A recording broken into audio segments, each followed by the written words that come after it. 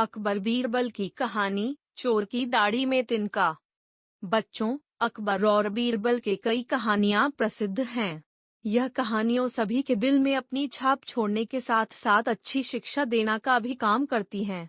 उन्हीं में से एक है चोर की दाढ़ी में तिनका। एक बार की बात है, बादशाह अकबर की सबसे प्यारी अंगूठी अचानक गुम हो गई थी। बहुत ढूंढने पर भी वह नहीं मिली। इस कारण बादशाह अकबर चिंतित हो जाते हैं और इस बात का जिक्र बीरबल से करते हैं। इस पर बीरबल महाराजा अकबर से पूछते हैं, महाराज, आपने अंगूठी कब उतारी थी और उसे कहाँ रखा था? बादशाह अकबर कहते हैं, मैंने नहाने से पहले अपनी अंगूठी को अलमारी में रखा था और जब वापस आया तो अंगूठी अलमारी में नहीं थी।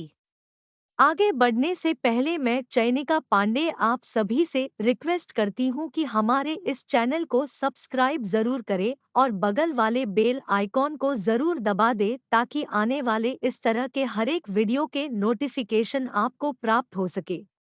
फिर बीरबल अकबर से कहते हैं, तब तो अंगूठी गुम नहीं चोरी हुई है और यह सब महल में साफ सफाई करने वाले किसी कर्मचारी ने ही किया होगा। यह सुनकर बादशाह ने सभी सेवकों को हाजिर होने को कहा।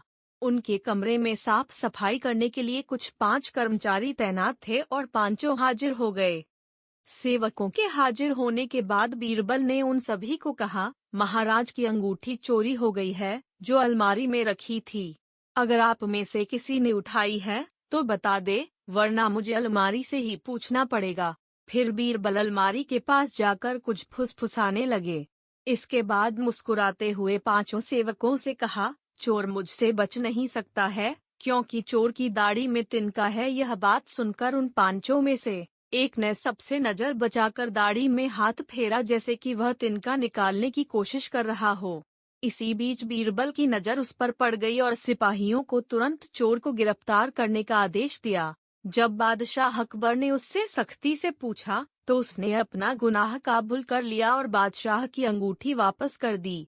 बादशाह अकबर अपनी अंगूठी पाकर बेहद प्रसन्न हुए। चोर की दाढ़ी में तिनका कहानी से सीख। इस कहानी से यह सीख मिलती है कि ताकत की जगह दिमाग का इस्तेमाल करने से हर समस्या का हल मिल सकता है। प्यारे बच्चों, कृपया डिस्क्रिप्शन बॉक्स को भी देखें। मैं समय समय पर आपके लिए अच्छी अच्छी ऑफर्स भी लेकर आती रहती हूँ।